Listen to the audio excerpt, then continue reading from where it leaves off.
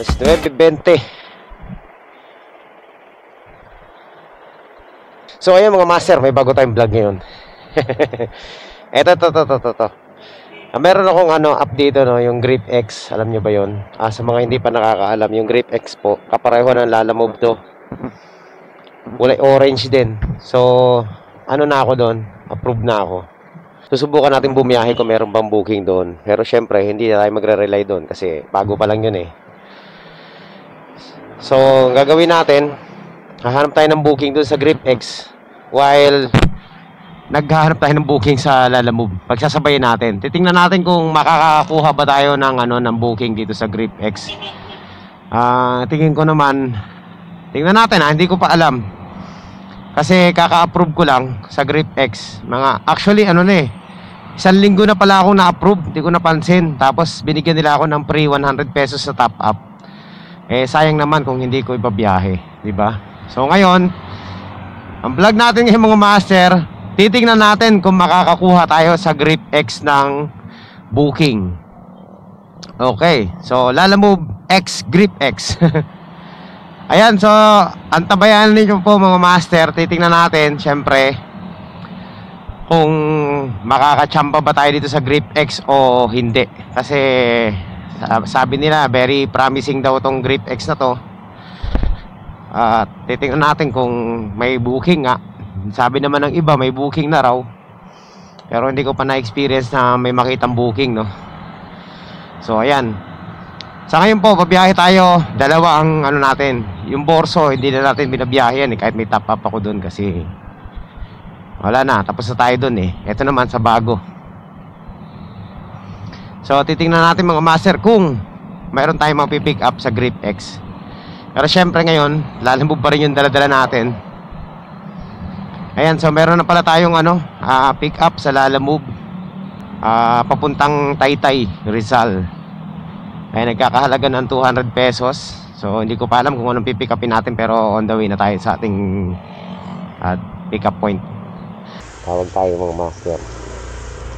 Hello po, Ma'am Lalamove po. Nandito na po ako sa corner mismo. Sa Green na gate po.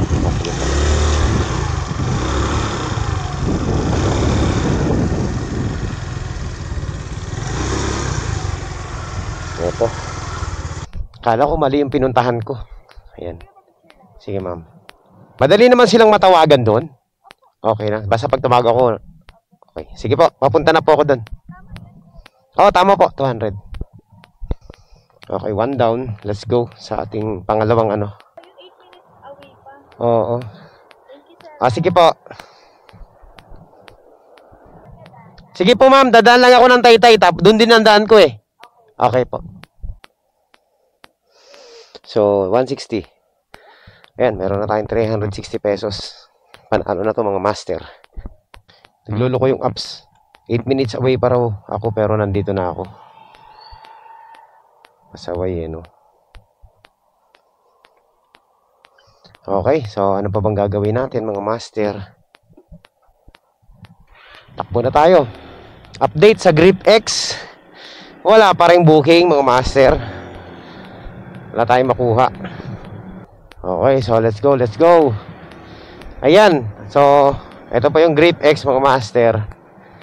Online tayo sa Grip X ha. Habang papunta tayo dun sa ating sa ating drop off, hayaan lang natin naka-online yung Grip X natin.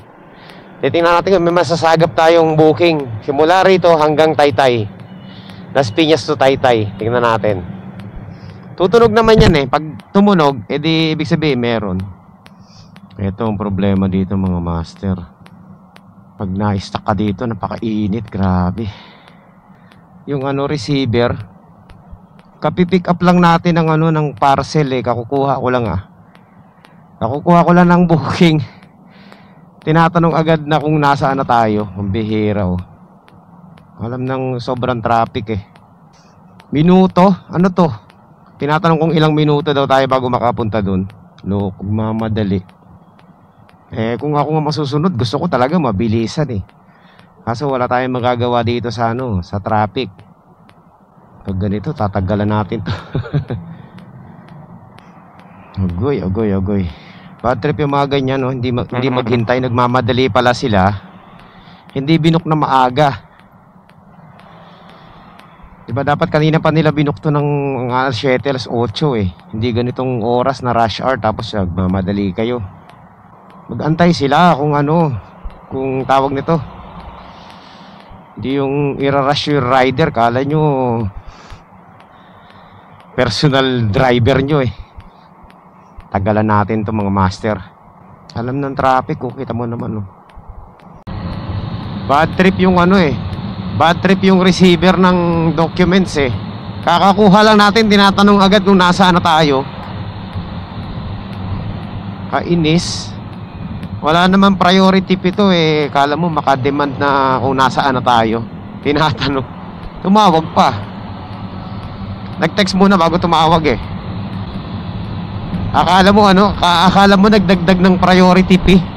Diyos me, kainta 157. Tapos nagmamadali. Loko din eh. Pag ito hindi nagsalita ng hindi maganda, masosopla ko ito mamaya eh. Yung akala mo ano, ang akala mo napakalapit lang ng ano, ng pagdadalan. Imagine mo Las Piñas to Cainta, tapos tinatanong kung ilang minuto. Hindi niya naisip na traffic. Tapos dadaan tayo sa C5, traffic din. Tapos dadaan tayo ng ano, Ortigas Extension, sobrang traffic doon. Tapos ang sabi sa akin, matatapos na raw sila sa trabaho nila. Wala man akong pakialam sa trabaho nila. Minamadali tayo.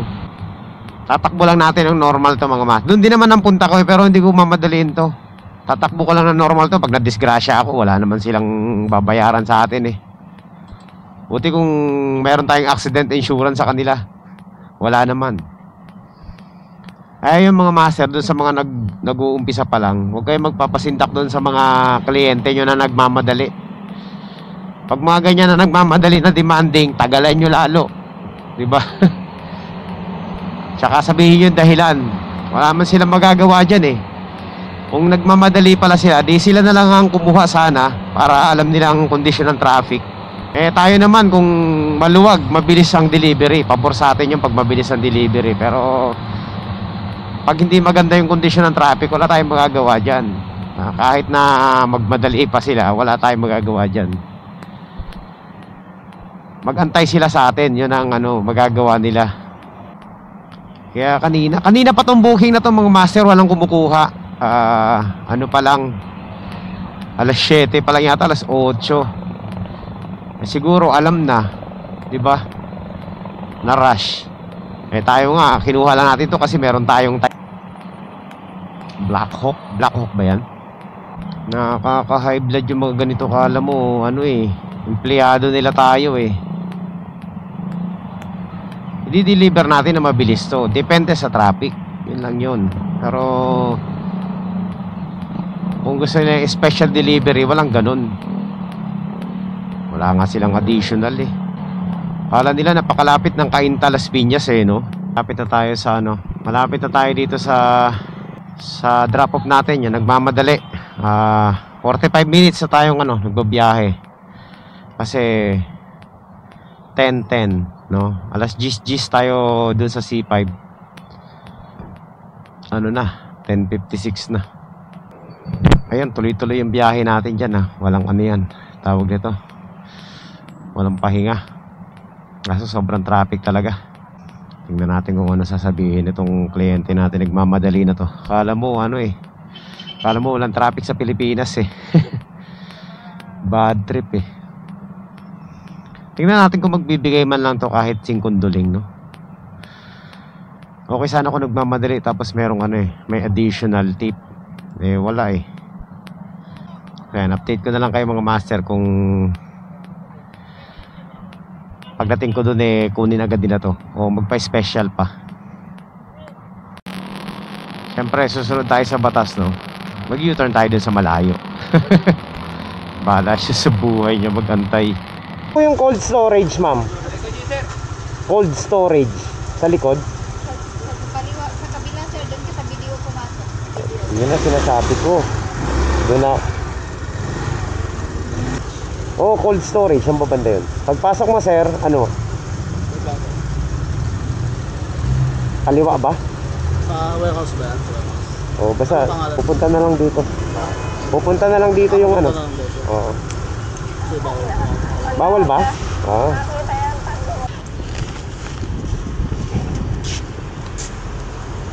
Kaya alam mo. Traffic pa, sir?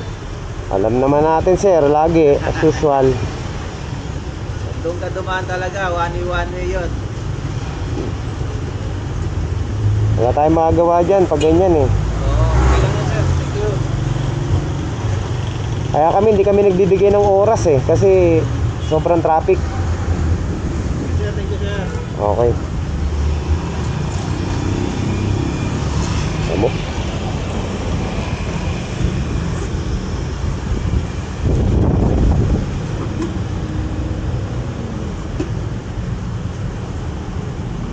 Ano naman yung traffic, nagmamadali siya. Okay na, thank you. Oh, wala naman siyang ano binigay kahit singkonduling eh, nagmamadali. Na high blood ako eh. Kala ko may sasabihin hindi maganda eh. So ayan mga master, let's go. Punta na tayo sa ating ano, sa ating second drop off dito. Saan ba tayo dito? Our destination is on the right. Ay po. Bayad na po. Ayan. Okay na ma'am. So, quality. I-drop off na natin mga master. Pero hindi muna ako magko-close kasi wala na tayong top up. So, kaka-drop off lang natin. Hanapin natin.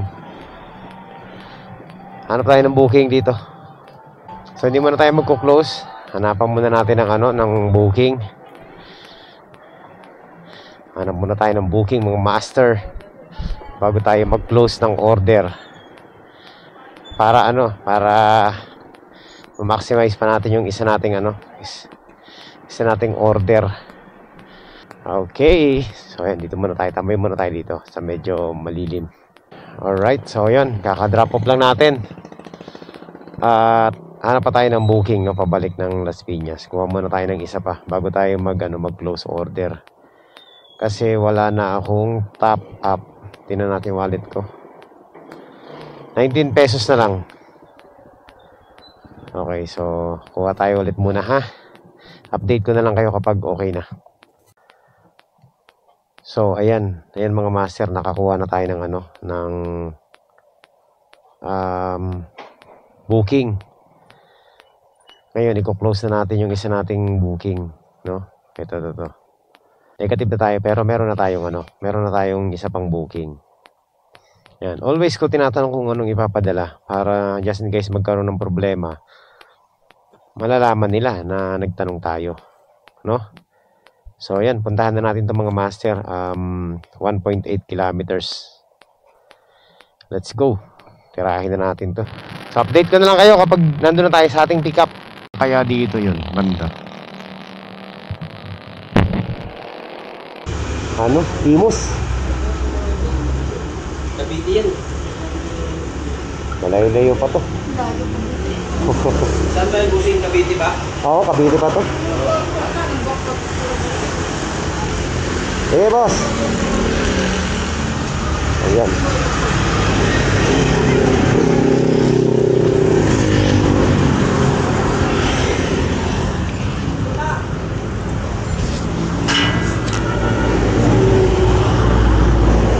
Buti maliit lang. So ayan mga master, andito tayo ngayon sa C6. Malapit dito sa boundary ng ano.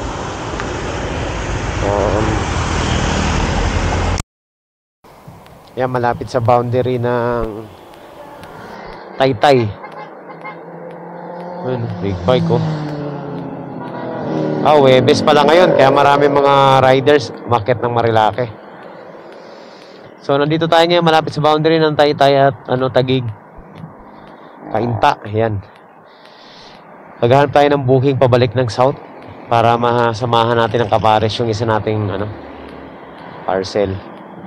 Antay tayo ng booking sa Lalamove. Wala pa tayong makuha. Check natin yung GripX. Ano ba nangyari dito sa GripX na to? Wala pa rin, oh. Nandito tayo. Nakarating na tayo ng Kainta. At nandito na tayo sa Taytay. Malapit tayo sa boundary ng Pasig. At naka-open yung GripX natin. Naka-online kanina pa. Walang pumapasok na booking. Ang oras po ay alas 12 ng tanghali na. So, kanina pang umaga ni isa, wala pang pumapasok na booking. So, ngayon pa lang mga master, masasagot na natin ang mga katanungan kung may booking ba sa GripX o wala. So, isa lang po ang sagot dyan at 100% wala. Wala talaga. Ayan, oh.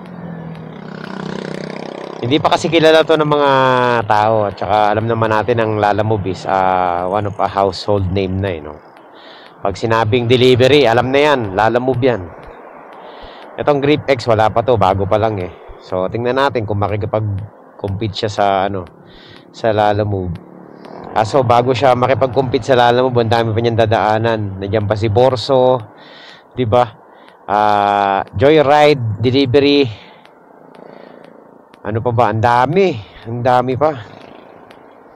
So, talagang dadaan sa butas ng karayom to.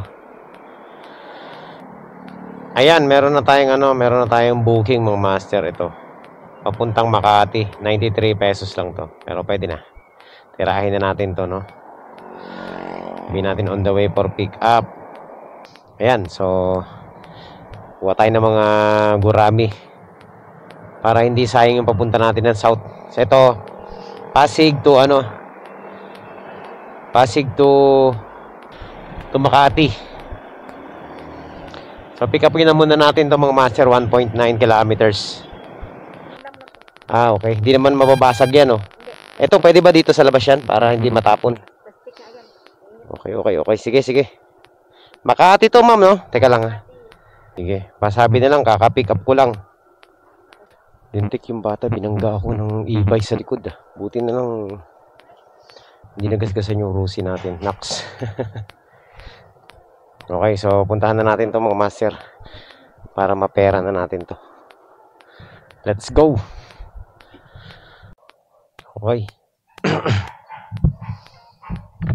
Okay, so yan mga master, nakumpleto na natin yung drop off natin dito sa may Makati. So hanap pa tayo ng booking pabalik ng south. Baka sakali makachamba pa tayo. Isa pa. Pang natin, pang 5 booking natin. Yan, nandito tayo ngayon sa may Makati, sa may Blue Boss, Makati. Ayan, Taguig pa rin niya kayo. Ayoko yan, GCash payment. So, tingin-tingin muna na tayo, baka makachamba tayo.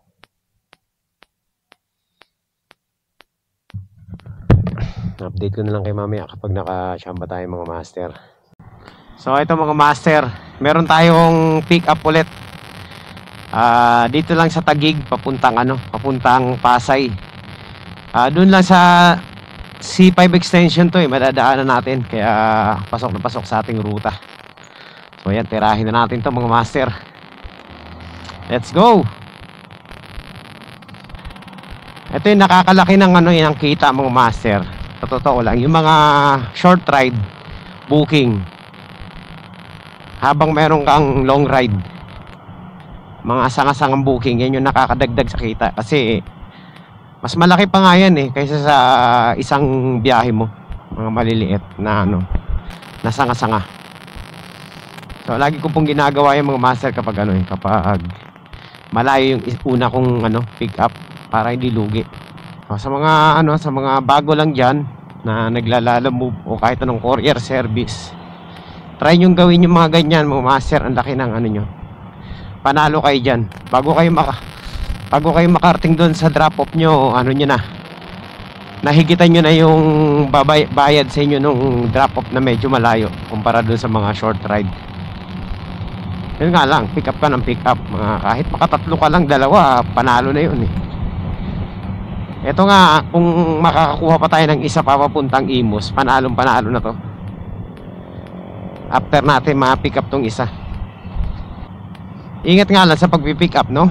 Kasi minsan makukuha tayo mga malalaki. Ayan, so update ko na lang kayo kapag nandun na tayo sa ating pick up point. Ayan mga master. So nandito na tayo sa isa natin pick up. Saan kaya dito yun? Hello? Hello ma'am, Lalamove po. Apo, nandito na po ako sa may bahay na kulay orange. Malapit lang po ba kayo dito? Sa pinpoint po mismo ko. Saan po ba kayo malapit ma'am? Ayan, kayo po ba yan?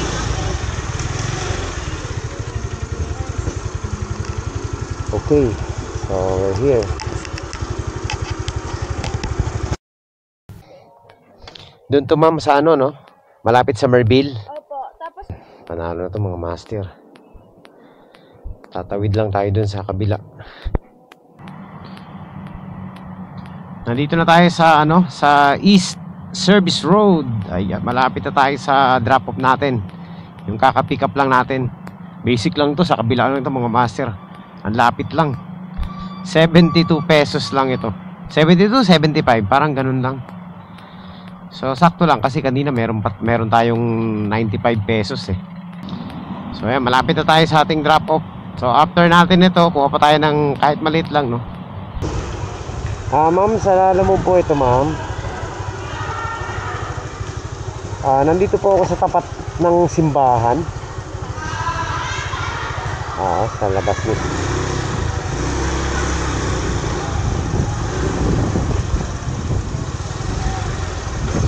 Ay, ito na yun. Ma'am Grace po. Mama. Ito pa po. Ma'am, mayroon pa. Ayan, salamat. Biyahe ka? Sige.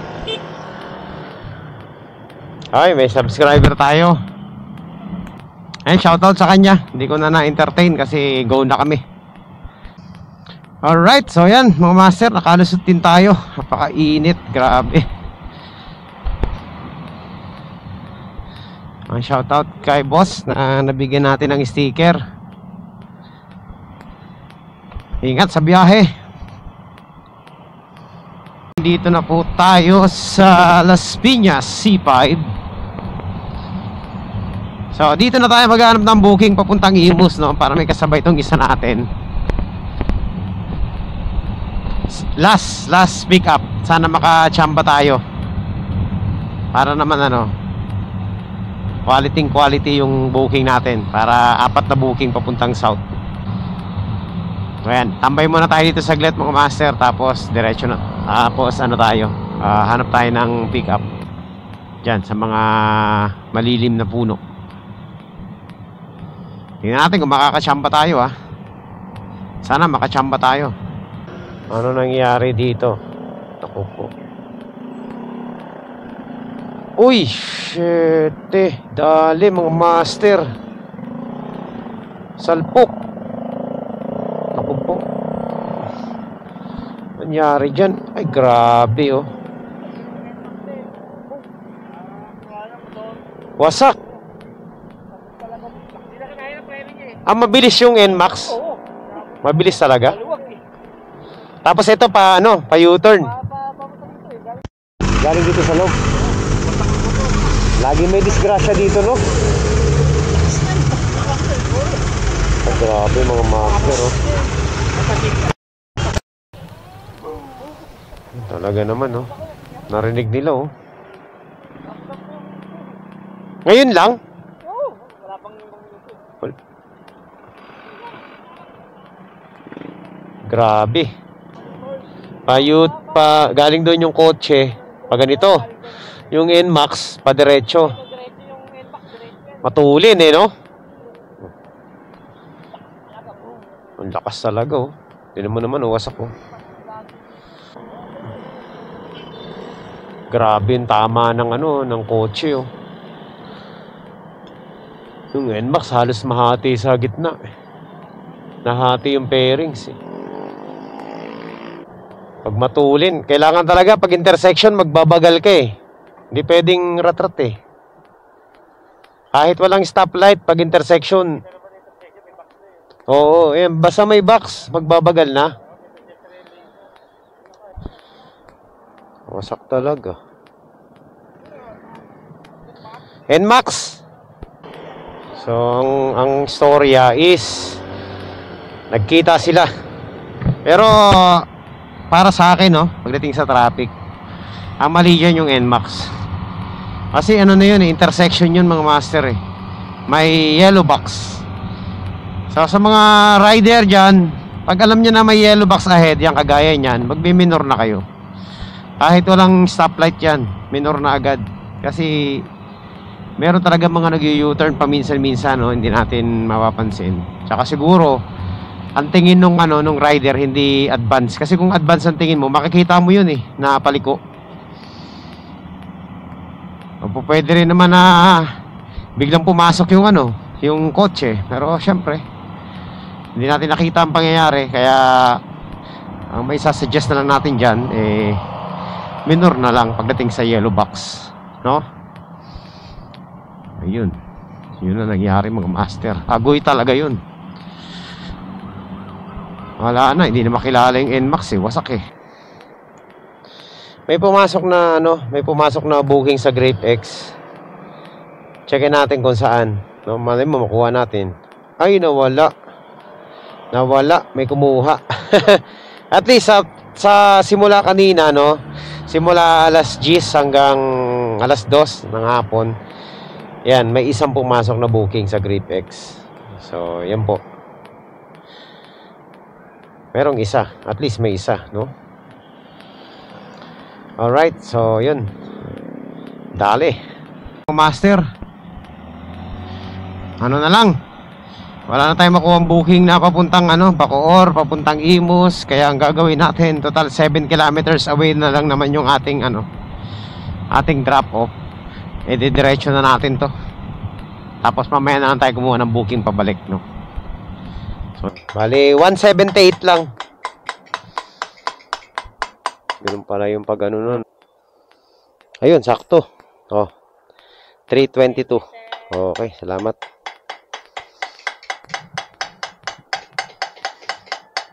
So ito mga master, meron tayong nakuhang booking papuntang C5 lang, no, sa tapat ng SM Baco, sa SM Sukat ang ang tawag nito, ang pick, ang drop off. So puntahan na natin to. Dito lang to, malapit lang. Alright, so yung mga master, puntahan na natin to. Okay, TY daw sabi. So yan, let's go. Saan banda to? Sir, wala kaming ngayon, Gcash eh. Sa building 7, no? Yan, mas maganda sir, para may panukuli ako. Abot yan. Abot 80 90. Ayun, hindi pa malaglag. Abot. Oh, yun. Sobra pa nga eh. Okay sir, salamat. Ayun, sinamo pa, thank you. Okay, so punta na tayo. Ano pa bang gagawin natin kundi pumunta na? Tirahin na natin to mga master. Mabilisan lang to. Alright. So ayan mga master. Uy, nasiraan pa oh. Yun lang. Pag inabot ka rito ng rush hour, lagot ka. Ayan, papunta na tayo sa Parañaque. Doon sa may tapat ng SM Sukat. Malapit lang to. Nasa 8 kilometers away lang. Master. Yan. Nandito na tayo sa sa ating drop off. Ilang oras ba tayong bumiyahe? 10, 11, 12, 1, 2, 3. 5 oras na. Pwede na siguro tayong umuwi nito. 5 oras na tayo sa kalsada eh. Nasa likod ba? Okay, so successful mga master. Pwede na tayong umuwi nito, no? Tapos na naman yung 5 hours natin eh. Pero pwede pa tayong tumira. Kaso nga lang, matadali tayo ng traffic. Ay! Lintek na cellphone ka, tumalon ka na naman, basag. Itsuga sa cellphone to, lagi na lang tumatalon, no? Ano tumama? Ba okay ah, hindi naman nabasag. Ayan.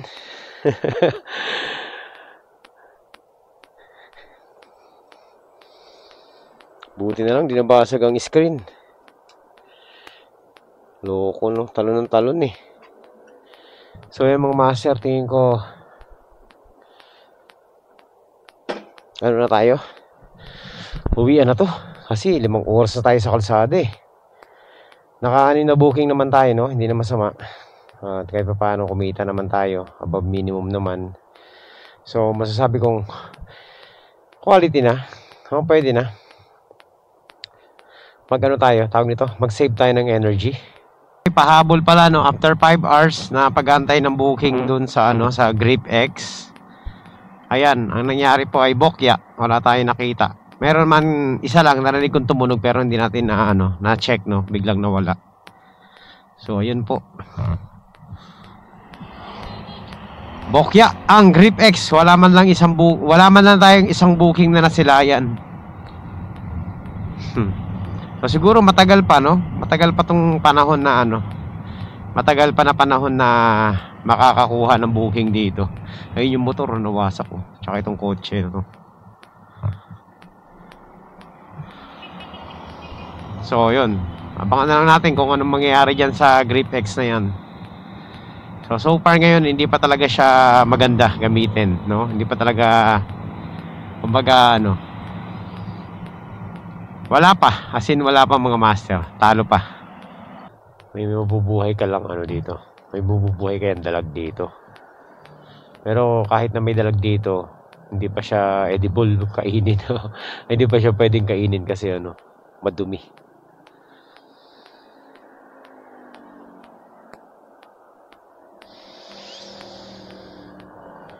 Wala ko nakikitang tingnan natin, pag may namingwit yan na ibang angler, baka sakali. Pero malalaman mo na, may isda yan kung talaga may makakahuli dyan eh. Ay, meron mga master. May nakita ako dun sa dulo, may tumalon. Ewan ko kung binato lang ng mga tambay Pero parang may mga isda dito. Obserbahan nga natin to minsan.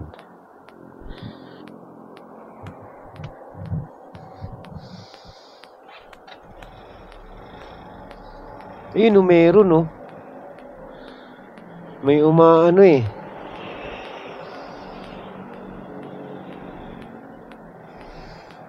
Sige. Let's see, next time. Pero para tingin ko may dalag dyan. Meron dalag. May mga snake head. Alright, so uwi na.